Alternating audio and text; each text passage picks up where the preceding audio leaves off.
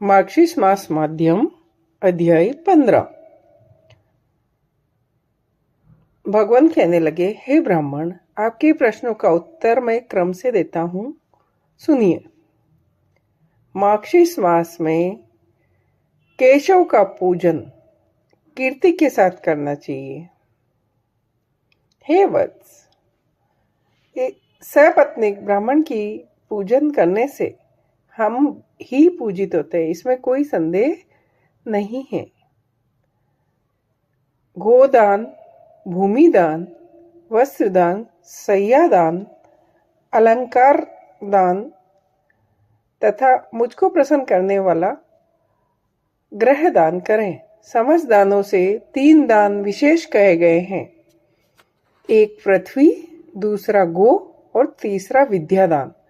इन तीनों दानों से मुझे अत्यंत प्रसन्नता होती है, अतः मार्क्सिस्ट मास में इन 3 दानों को अवश्य करना चाहिए। स्नान विधि पहले कही, इस मास में पूजन, स्नान और दान ही विधान कहा गया है, इसमें कुछ भी संशय नहीं है। हे भक्त, समस्त मार्क्सिस्ट मास व्रत करके बिताता है और ब्राह्मणों को भक्ति से भोजन कराता है, वह समस्त व्याधियों से मुक्त हो जाता है। जो खेती में अधिक धनवान और बहुत धान्य वाला होता है, इसमें विशेष कहने से क्या मैं तुमको बात कहता हूं। अग्नि और ब्राह्मण ये दोनों ही मेरे मुख से उत्पन्न हुए हैं। हे सूत, ब्राह्मणों के मुख में आहुति देने से कोटि गुना अधिक फल होता है। चंद्रमा के समान उज्जवल चीनी और घी सहित पायस, खीर को खिलाने से मुझे अत्यंत प्रसन्नता होती है। मुझको प्रसन्न करने के लिए सुंदर लड्डू, रस, फेणी, घृतकपुर का हवन करना चाहिए। मार्क्सिस्ट मास में सुगंधित अच्छे सफेद कमल के समान चावल और मूंग की दाल जिसमें सुगंधित घी डला हो, वो होम करो। हे सुध, दूध, घी, 4 फल, मिश्री, कपूर, नारियल डालकर सुंदर पाक बनावे और ब्राह्मणों के लिए मनवांछित सुंदर व्यंजन बनावे। हे सुध, सुंदर शिखरन बनावे। जो भोजन ब्राह्मणों को अति प्रिय हो, उन्हें बनाकर परम श्रद्धा से ब्राह्मण भोजन करावे। ब्राह्मणों के प्रसन्न होने से मैं प्रसन्न होता, इसमें कोई संशय नहीं है। यदि नित्य ऐसा करना और मार्क्सिस्ट मास में विशेष करके करना चाहिए। अपने जो भोजन के लिए पूछा, मैं उसका उत्तर, मेरे भक्त मेरा प्रसाद भोजन करना चाहिए। वह प्रसाद सभी को पवित्र और मुक्ति फल देने वाला है।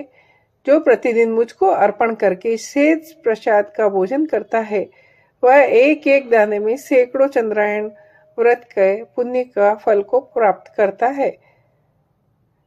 जो भोग लगने से बच रहा हो और जो अर्पण किया हो, भक्तों के लिए 2 प्रकार का भोजन है और कोई भोजन नहीं है। उनके अतिरिक्त कोई भोजन करता है तो उसको चंद्रायण व्रत करना चाहिए। जो मुझको अर्पण बिना अन्न जल कुछ भी भोजन करता है, वह अन्न जल मदिरा के समान होता है। इसलिए हे पुत्र, अन्न जल और औषधि पहले मेरे अर्पण करके भक्तजनों को पश्चात परम भक्ति से भोजन करना चाहिए, क्योंकि वह भोजन पवित्र हो जाता है। दूसरे देवताओं का नैवेद्य खाना, उससे इतना फल नहीं मिलता जितना मेरे अर्पण किया हुआ भोजन से मिलता है। मन, वचन और कर्म से जो मेरी प्रिय लक्ष्मी को भी प्राप्त कर लेता है।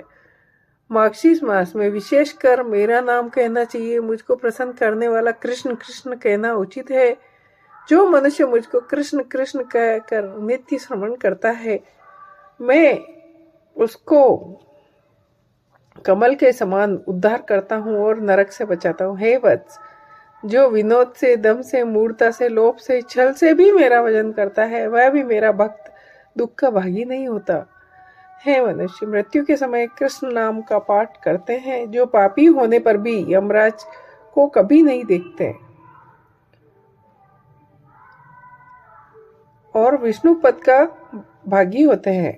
जो कृष्ण कृष्ण कहता हुआ मेरे पास आता है, जो मेरे भक्तों के दर्शन से कहीं भी मृत्यु हो जाए, वह बिना मेरे श्रवण के भी मुक्ति का भागी हो जाता है।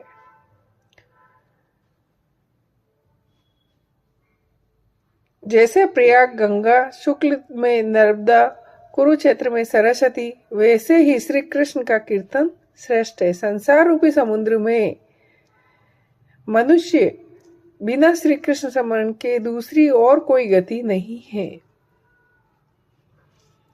जिसके घर में नित्य ही श्री कृष्ण का नाम का कीर्तन होता है, उसके घर में गया, काशी, कुरुक्षेत्र और पुष्कर सदा ही वास करते हैं।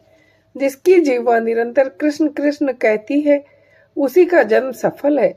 जिसने एक बार भी हरि इस 2 अक्षर का उच्चारण किया, उसने भगवान के सामीप्य मोक्ष के गमन के लिए कमर कस ली। हरि के नाम में पापों का नाश करने की जितनी शक्ति है, उतना कहीं नहीं है। कृष्ण नाम के कीर्तन करने से मनुष्य का शरीर और मन सदा प्रसन्न रहता है। जो मनुष्य इस कलयुग में श्री कृष्ण इस पथ्य वचन का त्याग नहीं करता, उस मनुष्य के मन में पाप रूपी रोग कलयुग में नहीं लगता। श्री कृष्ण का नाम उच्चारण करते मनुष्य को जानकर यमराज उससे 100 जन्मों के अर्जित किए गए पापों को नाश कर देते हैं और करोड़ों सूर्य और चंद्र ग्रहण को जो फल कहा जाता है, वह फल कृष्ण के कीर्तन से मिल जाता है।